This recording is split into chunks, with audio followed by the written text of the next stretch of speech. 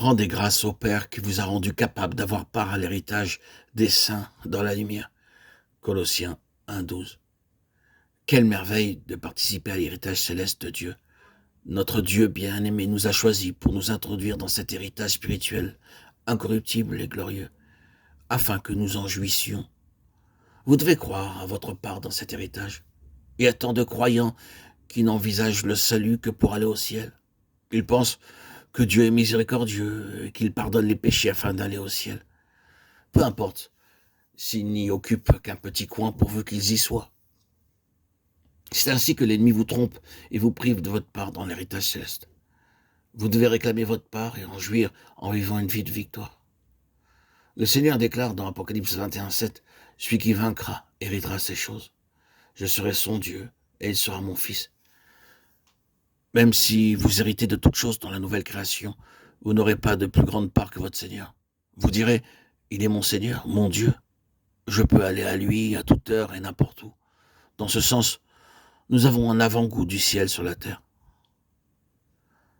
Dans les premiers jours de notre vie de chrétien, alors que nous prions, nous envisageons la prière en relation avec les choses terrestres.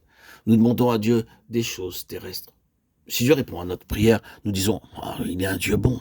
Mais lorsque viennent les difficultés, alors nous demandons « où est Dieu? Où est-il » J'ai fait de bonnes œuvres, de bonnes actions, et cependant le Seigneur a permis beaucoup d'épreuves.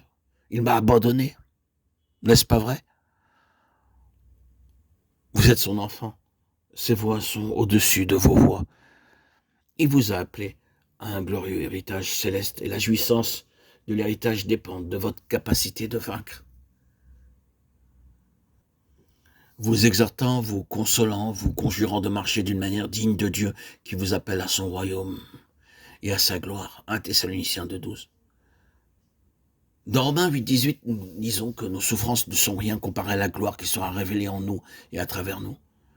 Nous devons croire de tout notre cœur que Dieu nous a appelés à son glorieux royaume. 1 Thessaloniciens 2,12. Si nous croyons cette vérité, nous marcherons d'une manière digne de son appel. Vous êtes enfant de Dieu, son partenaire, son vase, un roi, un prince et un sacrificateur. Marchez d'une manière digne de lui.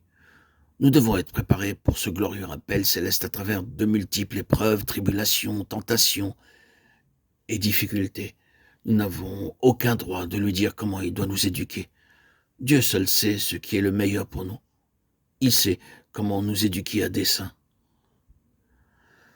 Un héritage est lié à la nationalité que nous recevons de nos parents. De même, comme enfants de Dieu, le caractère de notre Père céleste et les traits de notre nationalité céleste doivent se manifester en nous.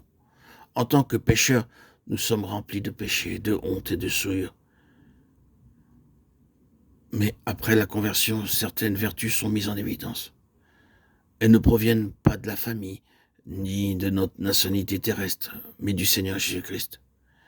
Les qualités et les vertus de notre Seigneur sont transférées en nous.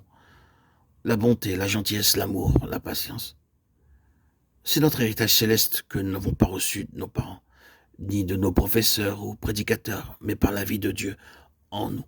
Il doit y avoir de notre part le désir de voir ces vertus se manifester dans nos vies.